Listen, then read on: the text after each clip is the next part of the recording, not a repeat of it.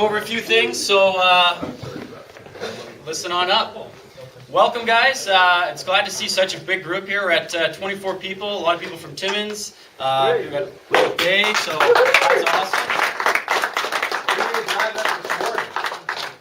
This is obviously our first crack at a doubles with Rumble in the North, so we've been very excited about this. We've put a lot of time, a lot of money, a lot of everything into this, so we really hope you guys enjoy this. We really hope you guys are just as pumped as we are.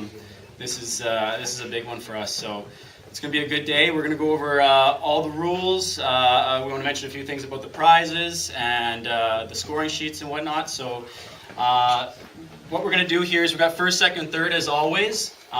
First is going to get to be the War Master. You get to hold Mr. Horace, and we'll take a picture with you. It's like the Stanley Cup, so you don't get to take it home, but you get to hold it. So that's We're also going to do a little bit of a ceremony where the last year's War Master, or the previous year, 2013 in the fall, Davis rocked the tournament and brought home first place. So we're going to do a ceremony, the passing down, and we're going to make it a tradition for us. It's just a little flavor, and it makes rumble. So. Also, first, second, and third. First place is going to get a $50 gift certificate from Great Canadian Cards. Second will get a $35 denomination. Third place will get $20. We also have the annual. So again, whoever is the War Master, in this case there'll be two doubles, you'll get your name put on the plaque and immortalized for life. Forever. Yeah. Until they destroy that.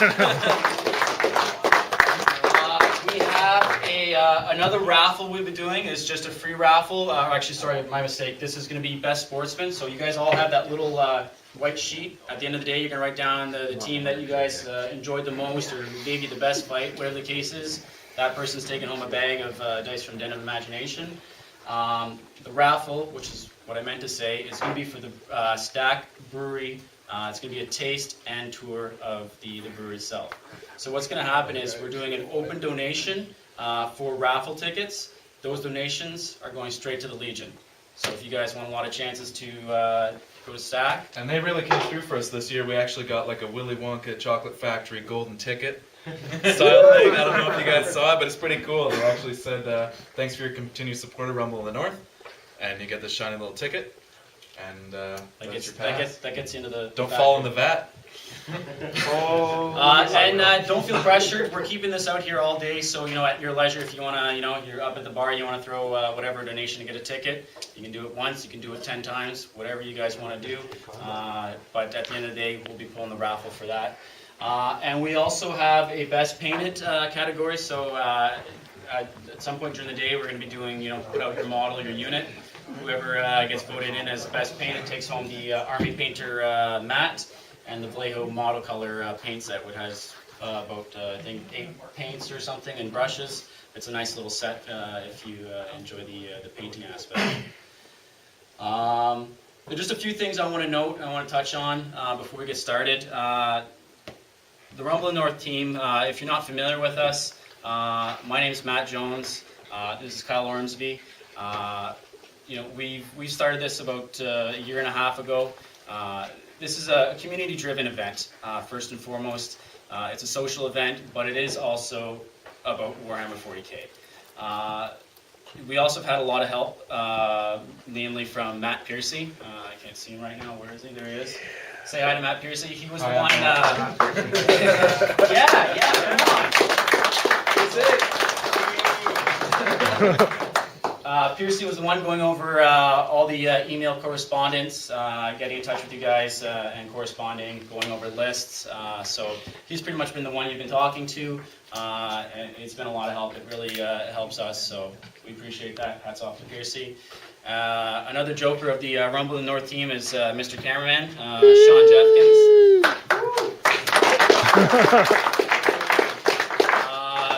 Sean, if you're not familiar, he has played ringer for us in the past. He knows the rules very well, so he'll be answering questions. Same with Piercy, Mr. Ormsby, and myself. But Sean's been a lot of help in that department, so if you have any questions, this guy will be the one to go to. Terrain. This year we really stepped it up a notch. Last year it was good, but we felt it needed a little extra something, so we reached out to the community, and some people came to us. to bring us some terrain. So we got the Twinners brought out a lot of stuff. They really churched it up. This one looks great. There's another one back there, I think. That's their table. This one's from Jeffkins here. This awesome behemoth of a Forge World Necron Battle Force board actually came from Andrew. Where are you? Andrew Dispo. Yeah.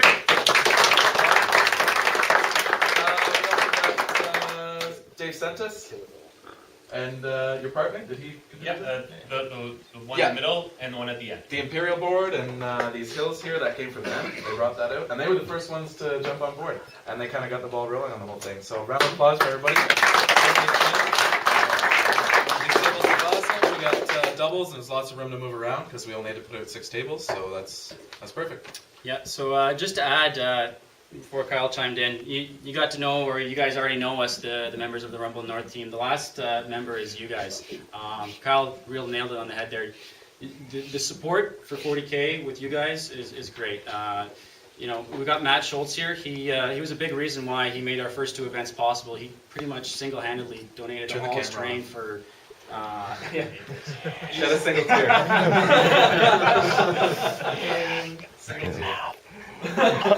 It's getting intimate. That's what happens here. Yeah. But, It's a little early for that, Jeff. Thanks. It's never too early for that. yeah, Buy me breakfast it's because of you guys that we do this. a weekend And of Tiffany's. obviously, if you guys weren't here, we'd be sitting ducks. So big applause to you guys, and thanks for coming out, guys. Most of you guys are on the forum Dark Shard. Right here. That's been a really awesome tool for us to reach out and communicate with everybody and post all of our shitty Announcements, memes, yeah. and gifs, Our and ass hat trash shirts. talk and stuff like that. So it's been awesome. So and if- thanks to Taylor because he's contributed terrain in the past. He's going to be showing up today. He's got just Dark Shard shirts up for raffle and Another thing you guys too, know. for first, second, and third, on the Dark Shard forum, we're giving up custom names for your rank file essentially. So if you aren't already on, we'll get you on and we'll get you set up. If you are on, well then we'll just change it for you, get to go. So, and if you guys aren't on, get on. And if you're just lurking, post. Get involved in the conversations. You know, it's great to have you guys on, but to get the 40K community on there, more presence is that much better.